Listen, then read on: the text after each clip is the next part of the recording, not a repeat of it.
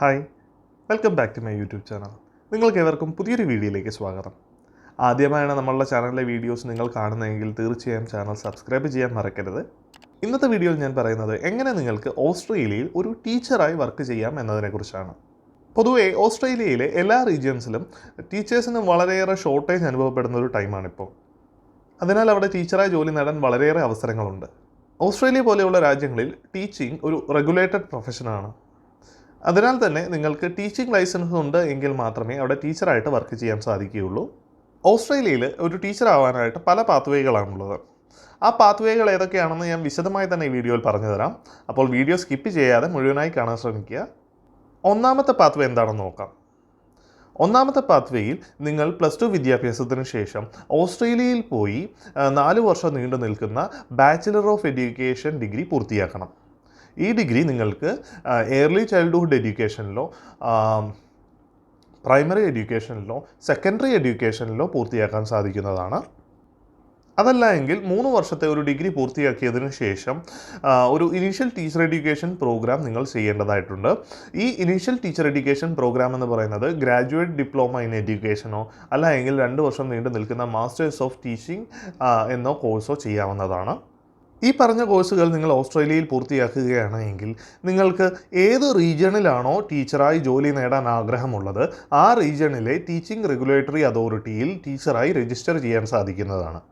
നിങ്ങളുടെ വിദ്യാഭ്യാസം ഓസ്ട്രേലിയയിലായതുകൊണ്ട് തന്നെ നിങ്ങൾക്ക് ടീച്ചിങ് രജിസ്ട്രേഷൻ വളരെയേറെ എളുപ്പമായിരിക്കും. ഓസ്ട്രേലിയയിൽ പ്രധാനമായിട്ടും 8 ടീച്ചിങ് റെഗുലേറ്ററി അതോറിറ്റികളാണുള്ളത്. ഈ റെഗുലേറ്ററി അതോറിറ്റികളിൽ ഏതെങ്കിലും ഒന്നിൽ നിങ്ങൾ ടീച്ചറായി രജിസ്റ്റർ ചെയ്ത് കഴിഞ്ഞു കഴിഞ്ഞാൽ നിങ്ങൾക്ക് മറ്റേതെങ്കിലും ഒരു റീജിയണിലേക്ക് പോകണമെങ്കിൽ നിങ്ങളുടെ ടീച്ചിങ് രജിസ്ട്രേഷൻ ട്രാൻസ്ഫർ ചെയ്യാവുന്നതാണ്. ടീച്ചിങ് റെഗുലേറ്ററി അതോറിറ്റിയിലെ രജിസ്ട്രേഷൻ പ്രോസസ്സ് ഒരു ലെങ്തി പ്രോസസ്സാണ്. ഈ പ്രോസസ്സ് എങ്ങനെയാണ് ചെയ്യുന്നതെന്നുള്ളത് ഞാൻ നിങ്ങൾക്ക് മറ്റൊരു വീഡിയോയിൽ ചെയ്ത് കാണിക്കാം. രണ്ടാമത്തെ പാത്വേ എന്താണെന്ന് നോക്കാം. നിങ്ങൾ ഇന്ത്യയിൽ നിന്നോ മറ്റേതെങ്കിലും രാജ്യങ്ങളിൽ നിന്നോ BEd കംപ്ലീറ്റ് ചെയ്തതിന് ശേഷം ഒരു ടീച്ചറായിട്ട് വർക്ക് ചെയ്യുന്നവരാണെങ്കിൽ നിങ്ങൾക്ക് സ്യൂട്ടബിൾ ആയിട്ടുള്ളതാണ് ഈ രണ്ടാമത്തെ പാത്വേ. അതിനായി ആദ്യം നിങ്ങൾ പൂർത്തിയാക്കിയിരിക്കുന്ന ടീച്ചിങ് ക്വാളിഫിക്കേഷൻ ഓസ്ട്രേലിയയിലെ ടീച്ചിങ് ക്വാളിഫിക്കേഷന് തുല്യമാണെന്ന് പ്രൂവ് ചെയ്യുന്ന ഒരു അസസ്മെൻറ്റ് നടത്തണം. ഈ അസസ്മെൻറ്റ് നടത്തി നിങ്ങൾക്ക് പോസിറ്റീവ് റിസൾട്ട് കിട്ടിക്കഴിഞ്ഞു കഴിഞ്ഞാൽ നിങ്ങൾക്ക് ഓസ്ട്രേലിയയിൽ ഒരു ടീച്ചറായിട്ട് രജിസ്റ്റർ ചെയ്യാൻ സാധിക്കും. Australian institute of teaching and school leadership അഥവാ AITSL ആണ് ഈ ടീച്ചിങ് അസസ്മെൻറ്റ് നടത്തേണ്ടത്. ഈ അസസ്മെൻറ്റിനെ കുറിച്ച് നിങ്ങൾ കുറച്ച് കാര്യങ്ങൾ അറിഞ്ഞിരിക്കണം. അതിനെക്കുറിച്ച് അറിഞ്ഞതിന് ശേഷം മാത്രം നിങ്ങൾ അസസ്മെൻറ്റിനായിട്ട് അപ്ലൈ ചെയ്യുക. അതിലൊന്നാമത്തെ കാര്യമെന്ന് പറയുന്നത് നിങ്ങളുടെ ടീച്ചിങ് ക്വാളിഫിക്കേഷൻ അതായത് BEdന് 45 ദിവസം നീണ്ടു നിൽക്കുന്ന ഒരു സൂപ്പർവൈസ്ഡ് ടീച്ചിങ് പ്രാക്ടീസ് ഉണ്ടായിരിക്കണം. ഈ ടീച്ചിങ് പ്രാക്ടീസ് എന്ന് പറയുന്നത് നിങ്ങളുടെ യൂണിവേഴ്സിറ്റി അല്ല എങ്കിൽ നിങ്ങളുടെ അഫിലിയേറ്റഡ് ആയിട്ടുള്ള കോളേജുകൾ സൂപ്പർവൈസ് ചെയ്തിട്ടുള്ളതായിരിക്കണം. നിങ്ങൾ അസസ്മെൻറ്റിന് അപ്ലൈ ചെയ്യുമ്പോൾ ഇത് സർട്ടിഫൈ ചെയ്യുന്ന ഒരു സർട്ടിഫിക്കറ്റ് നിങ്ങളുടെ യൂണിവേഴ്സിറ്റിയിൽ നിന്നും വാങ്ങേണ്ടതായിട്ടുണ്ട്. ഈ ടീച്ചിങ് പ്രാക്ടീസ് വളരെയേറെ ഇമ്പോർട്ടൻ്റ് ആയിട്ടൊരു കാര്യമാണ്. ഈ 45 ദിവസത്തെ സൂപ്പർവൈസ്ഡ് ടീച്ചിങ് പ്രാക്ടീസ് ഇല്ല എങ്കിൽ നിങ്ങൾ കൊടുക്കുന്ന അസസ്മെൻറ്റിൽ നിങ്ങൾക്ക് പോസിറ്റീവ് റിസൾട്ട് ലഭിക്കുകയില്ല. അതിനാൽ തന്നെ നിങ്ങൾക്ക് ഈ ടീച്ചിങ് റെഗുലേറ്ററി അതോറിറ്റിയിൽ ടീച്ചറായിട്ട് രജിസ്റ്റർ ചെയ്യാനും സാധിക്കില്ല. രണ്ടാമതായി അസസ്മെൻറ്റിന് വളരെയേറെ പ്രധാനപ്പെട്ട ഒരു കാര്യമാണ് നിങ്ങളുടെ ഇംഗ്ലീഷ് ലാംഗ്വേജ് ലെവൽ. അതിനായിട്ട് നിങ്ങൾ IELTS എക്സാം പാസ്സാവണം. ഈ IELTS എക്സാമിന് ഉയർന്ന സ്കോറും നേടേണ്ടതായിട്ടുണ്ട്. IELTS അക്കാഡമിക് മൊഡ്യൂളിന് ഓവറോൾ നിങ്ങൾക്ക് 7.5 ഉണ്ടായിരിക്കണം. അതുകൂടാതെ വേറെ ഒരു കണ്ടീഷനും കൂടിയുണ്ട്. റൈറ്റിംഗ് റീഡിംഗ് സെക്ഷനുകളിൽ 7 വീതവും പിന്നെ സ്പീക്കിംഗ് ലിസണിംഗ് സെക്ഷനുകളിൽ 8 വീതവും നിങ്ങൾക്ക് സ്കോർ ഉണ്ടായിരിക്കണം. IELTSന് ഈ സ്കോർ നേടുക എന്ന് പറയുന്നത് വളരെയേറെ എളുപ്പമുള്ളൊരു കാര്യമല്ല. അതിന് നിങ്ങൾക്ക് നല്ല ഉയർന്ന നിലവാരത്തിലുള്ള ഇംഗ്ലീഷ് ഉണ്ടായിരിക്കണം. അതുകൂടാതെ നല്ല രീതിയിൽ പ്രാക്ടീസ് ചെയ്തതിന് ശേഷം മാത്രം IELTS ടെസ്റ്റിന് വേണ്ടി അപ്ലൈ ചെയ്യുക.